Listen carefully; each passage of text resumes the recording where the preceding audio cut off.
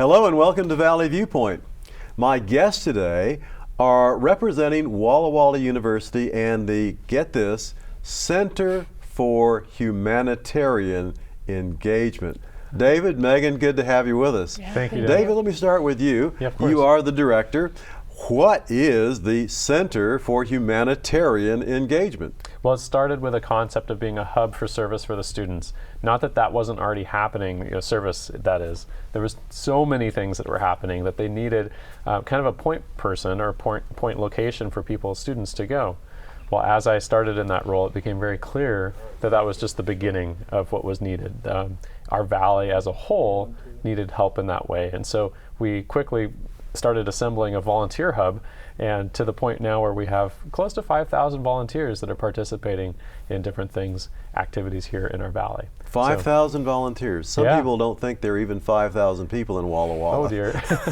It is a large number, and we a lot of those volunteers came out during COVID for the mass vaccination clinics, and so that work continued from there. Yes, wonderful. Yeah. So now you brought someone with you. Yeah. Megan, tell us a little bit about your role with the Center for Humanitarian Engagement. Yeah, I'm a project manager with the Center for Humanitarian Engagement, or the CHE, which is commonly known by on the campus.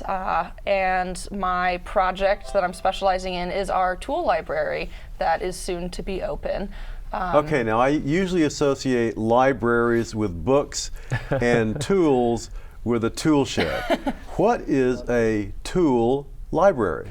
It's this really amazing opportunity that's kind of popping up all over our nation.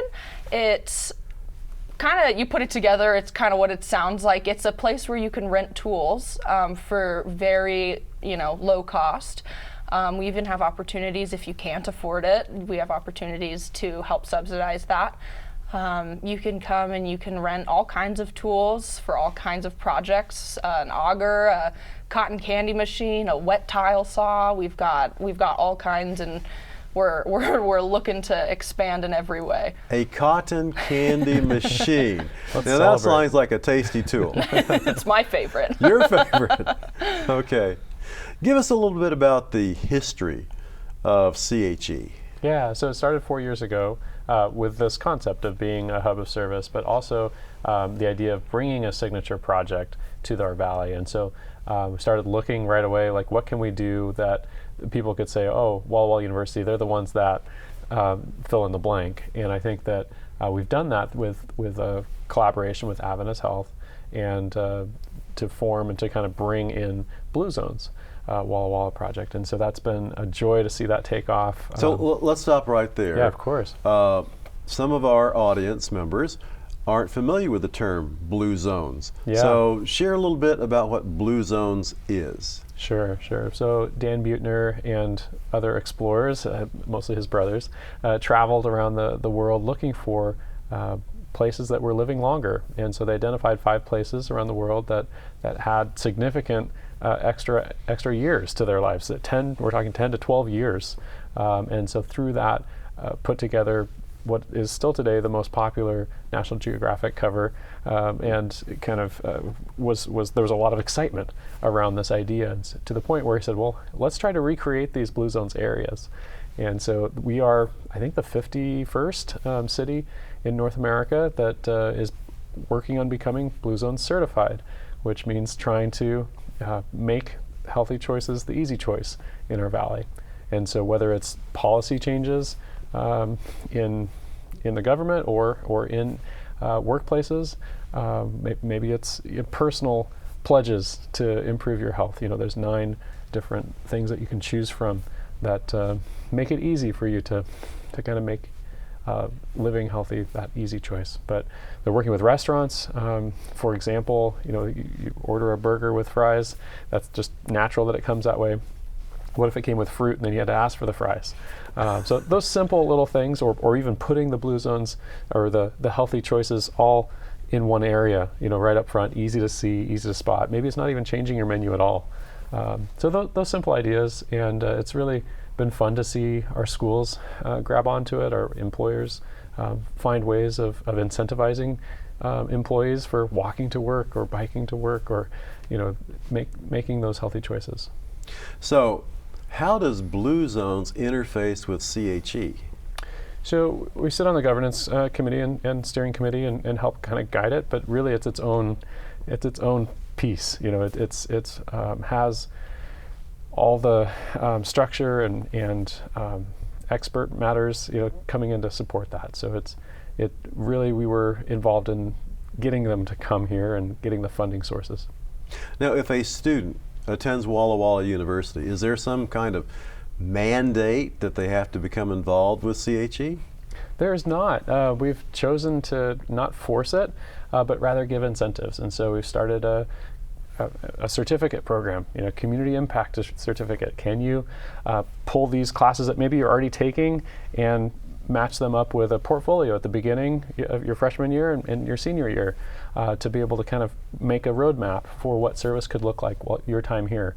So those are some ways that we've tried to make incentivize. We've also been able to offer community credit, which is our chapel, our weekly meetings. Instead of doing that, maybe you could participate in a service event. So we've been able to kind of move things around to be able to incentivize, but really we're steered away from requiring it, wanting to make sure that it comes from their heart. So Megan, what inspired you to become involved with CHE, and what was the path to get involved? I really love, sounds cheesy, but I really love service. I found that, when you give more of yourself, you're actually less tired throughout the day. You're not thinking about yourself quite as much. And so I always try to find little ways that I can maybe incorporate that into my day-to-day. I was in another program throughout the school, and they were doing really amazing things. It's not necessarily a club, it's more of a nationwide chapter. And they work a lot with the CHE, so I was able to kind of like keep my eye on them. And then I started seeing some job openings, and I thought to myself, that sounds really, really cool. I really like everything I've heard about the CHE. They seem really awesome, so I put my hat in the ring, and here we are. They told me there's this really awesome thing called the tool library, my bad, that we are wanting to create, and we need someone to help spearhead that. And I thought, finally something to talk to my super tool handy Norwegian father and grandfather about. So I hopped on, and I'm really glad for it. Now, I know students are busy. There's any number of class assignments and labs, and we could just go on and on. Did you find that being involved with CHE had a negative impact upon your studies? I wouldn't say so. I think the CHE is very, very good about respecting school boundaries, if that makes sense. I think as long as you keep yourself organized, which is super easy with the tools the university provides, like Outlook and Teams. I've learned to schedule myself there, and then it's easy because we can schedule meetings with anyone in the CHE from there, or with my professors. So as long as you stay on top of it, it's almost more fun and easy to keep it going the more things you have, if that makes sense. One of the ways that we try to also dovetail is look for ways that we can kind of look at what they already have to do. So there's practicum hours for business students. So or internship rather, yes, but can we tie that together? So we have a number of our students that are working with us that they're getting credit for their business internship, but they're also providing a service for the community. So taking that into context of what service learning could look like. Now, you alluded earlier to the COVID crisis that we went through, Sure. And CHE was a key player in the response. Tell us a little bit more about that. I think just showing up, Dan. When we see things happening, it's easy to say, well, somebody else is doing a great job, but I think there's always opportunities to say, I wonder what I could do, and that's really what we did. Is showed up in the mass vaccination clinic and said, how can we help?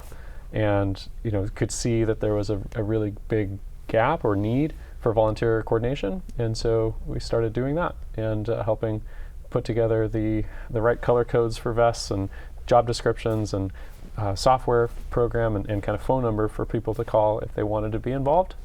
And we were pleasantly surprised of how everyone came together. I mean, we had people from all sorts of corners of Walla Walla and beyond coming in to help support. Now, I understand that you were also involved in a major disaster that hit this area a few years ago with a major flood, and homes just lifted off of their foundations in certain places. Many people displaced. Yeah. What kinds of things were students doing during that particular crisis to help the communities? Yeah, it was actually exactly 3 years ago, within the day or two, that happened. And as we were kind of in the same situation, you know, it's like there's got to be something we can do and have support. So I called emergency management. They're like, we don't know yet, but we'll have you on standby in case there is. And sure enough, that morning of, I think it was February 9, somewhere in there was a need for people to put together sandbags. And so it was an all call. It was, you know, basketball team, can you come out? You know, and they said, well, actually we can, because the game's canceled because the other group can't get here. We're kind of isolated. And so we had busloads of students coming out to help in those ways and putting together sandbags. But then beyond that, it's a long-term recovery. I mean, Yes. we had Kuskoski just up the valley here in Mill Creek. We were mucking out houses for months and months, and rock slides and, you know, whatever else. So it was a great taste of how we can be of help in that way. So it's led to a community emergency response training that's now we're offering to students and the community. We've got 45 people signed up for this February, and we hope to be able to offer it each year. That's tremendous. Yeah. We're going to have to go to break right now, but Sure. let's pick it up in the second segment, and let's talk more about what the students are doing with disaster response and the other kinds of projects that you're involved with. Don't go away. We will be right back.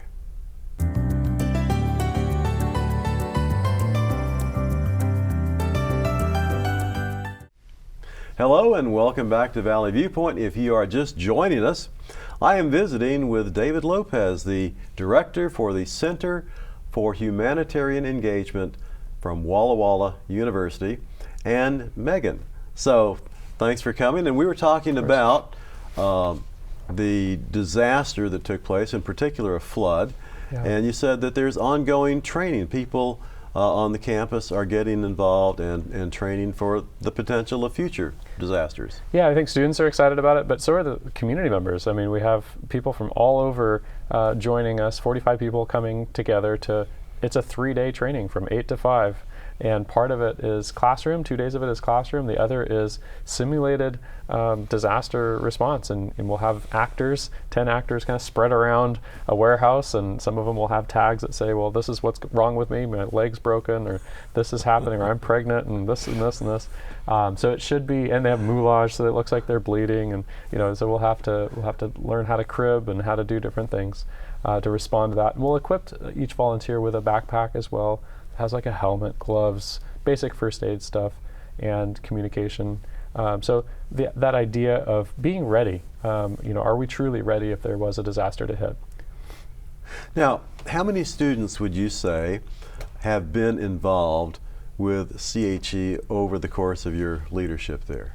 That's an interesting question. We're just kind of putting together our engagement numbers and really focusing more on how many volunteers can we get, or how many students can we get to come back? So instead of saying, like, we involved 1,000 volunteers this year, okay, but maybe could we involve 500 students 3 or 4 or 5 times? What does that look like? And so it's hard to say, but we do have large-scale events where there are 700 students that come to one event, but then there's weekly ongoing service activities every Sabbath afternoon. That we'll have an average of maybe 15, 20 people. So, but those are more intimate. Those are more maybe time intensive in the sense that it's happening every week. So we're trying to work on that. What's the best way to gauge it? But we're just pleased to have students involved any way they can. Now, Megan, you told me why you personally are involved with CHE. I'm wondering, have you become something of an ambassador to other students? Absolutely. Do you get other students involved in CHE, and what do you tell them to encourage them to volunteer? Well, that certainly makes me think of our service day. And I was. Tell us about service day. Yes, it's an amazing day. October-ish, in October, the first quarter, and I'm just in charge of the tools, but we have a couple amazing other workers, Haley and Taylor, who put together just the best day of 50 or so, 30 to 50 companies and organizations and not towns, agencies, and we go and we help them. That's one of the community credits David mentioned is. Well, what kind of things do you do? I mean, just give us some examples. If you've got 50 companies, we don't have time for 50 different, but what are some of the examples? Give us a few examples. Yes, we will go and send some students to a community garden and help winterize it. We'll go to a community development and help with their yards. We'll go sometimes just help wrap presents. It's a little early, but we can help wrap presents. We can do whatever is needed in the community. Anyone can reach out, tell us what they need, and within reason we'll go and we'll help them. And I remember very adamantly, my friends were like, oh no, I think I want to go to Try that day. It's a free day off of classes. And I was like, absolutely not. I was like, if anything, you got to see me manning the tools, dude. Like, not to, but yeah. And I even, we've been shown some really awesome lecture opportunities. And I've been able to bring some friends along to those, and they've really enjoyed it, and learning about food injustices and trauma responses. And the CHE just really plugs you into the community around us, and it's really refreshing and makes you feel like you're part of something greater. It's really awesome. So you'd highly recommend it? Highly recommend, yes. Now, with people like Megan, you probably don't have too much trouble recruiting other students, but I'm wondering, how do you reach out to students, especially students who are new on campus, freshmen, transfers? Yeah. How do you get the word out to them that CHE is here and this is what you can do? Sure. Well, it's always a challenge, of course, when it's not something that's required. What's the best way to communicate? I think the first time I met Megan was speaking for the business colloquium. So you wouldn't think that would be a recruiting method. At least I wasn't thinking of it that way. But she approached me afterwards, like, David, this is it. I want to be in. Plug me in. I'm ready. I'm on the sidelines. Put me in. Put me to work. And so we did. But things like that. So tonight, I'm speaking at the Hispanic Ministries. There's our associate director is speaking right now at one of the classes, Ministry of Jesus. Just trying to get awareness out there. We do a program at Jumpstart with first-year students where they actually are not only listening and hearing some of the stories, but they're actually going out and serving as part of their Jumpstart experience. So those are ways that we can start to get the word out. We have a lot of pictures and stories on Instagram and Facebook, of course, that hopefully inspire and get people engaged. But it's those one-on-one, it's those stories, it's those direct appeals that work the best. Now, you said that this has been functioning for about 5 years. As you look ahead, next 5, 10, maybe 15 years, what would be your vision for CHE? What would you like to see maybe develop that maybe isn't fully developed there yet? Absolutely, a great question. So I would love to see a CHE in every church in our Pacific Northwest. Oh. And and I say CHE, but I mean a community service element, a piece of service that is driven out of our church. There's no reason for us to just be meeting once a week, but I think using that building, using that facility, using our talents that are within our churches. And so we're starting that with Adventist Community Services. This next year, we'll be sending students out to 4 different churches in our Pacific Northwest. Up to Bonners Ferry, Spokane, over to Noosac, with a small little town north of Bellingham, Washington, Portland, downtown at the PAX, Portland Adventist Community Service Center. And we're hoping that through that, we will be able to not only help in that way, take student missions in a Northwest way, but also be able to learn how are they doing service? What does that look like that we can bring that back to our campus? Now, Megan, do you see that CHE will have an ongoing impact in your life once you've graduated? You're a senior, graduating senior. You'll be moving on into the workforce. This campus will be a distant memory. And will CHE still have an impact upon your life and the choices that you make?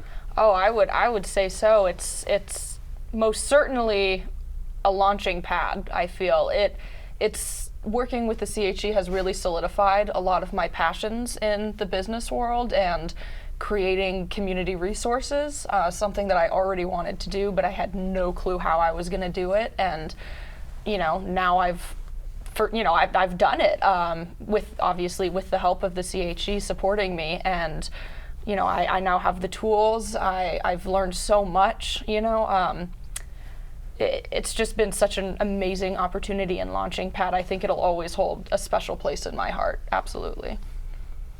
So, David, if you were talking to a student right now, and they were just learning about CHE, what is your pitch, so to speak? The elevator pitch. What do you tell them? Why should they be involved? Yeah, I think employers are looking right now. Employers are looking. They're saying, how active are you involved? What projects have you been involved in? What real life experience do you have?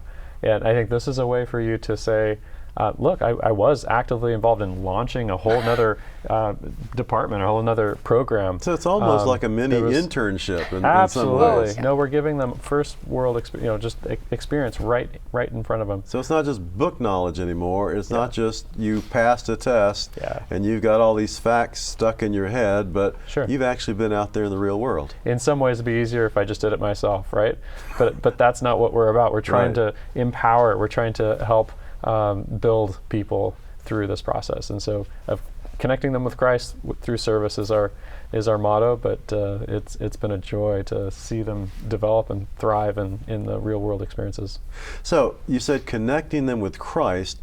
This then has a spiritual or a religious dimension to it. That's what makes us stand out, right? I mean, we're not just a volunteer hub. We're not just a place where people can connect with service opportunities, but hoping that they can connect with Christ through those experiences. Now, you have some young children, right? I do, yeah. So 4 of them. What do you hope they will gain from this type of philosophy in their own lives? I don't know, what careers they're going to pursue, but I think the fundamental part of it is that they can see that when we open our eyes and open our hearts to our neighbors around us, that they'll be able to have a much richer life. That it's not just about money, it's not just about the title that you achieve, but really it's about the people around us. And I had the privilege of bringing them with me this last Saturday night to the Engineers Without Borders Gala, where it's a big fundraiser and everybody's dressed up and there's people donating all sorts of money and stuff. And we weren't able to donate a bunch of money, but we were able to participate in that. And I think they saw those stories and they were bought into that. And now they know every Wednesday night what Dad's doing. Those meetings with Engineers Without Borders, why they're so important. And so my desire is that they see the people around us as God's children, and that they continue to develop their passion and their drive for searching God. That reminds me of some previous guests from Engineers Without Borders. Good. And it sounds like that this is having an impact not only on our local communities, but even globally. Absolutely. Yeah, right now they're working in Tanzania and Eswatini, which is a small little town, or country, that used to be called Swaziland. It's bordered by South Africa and Mozambique. But they're doing water projects in both of those areas. How could you get more important than that? The basics of providing water, clean water. That's great. Yeah. Well, listen, I want to thank you both for joining us on Valley Viewpoint, and just best wishes. Thank you. As CHE continues to expand and have an even wider impact upon not only our community, but upon communities around the world. We're always looking for ways to really educate our students and educate our community about a global impact. What can we do? Right now, Turkey, Syria, suffering. It's like wiping out all of College Place in a moment. Yeah. And so we're looking at a response that we can do together. Okay, great. Thank you for joining us for Valley Viewpoint. If you have an idea or a concept for a future viewpoint, why not contact us at the station 509-529-9149 or valleyviewpoint@bmt.tv. For Viewpoint, I'm Dan Solis.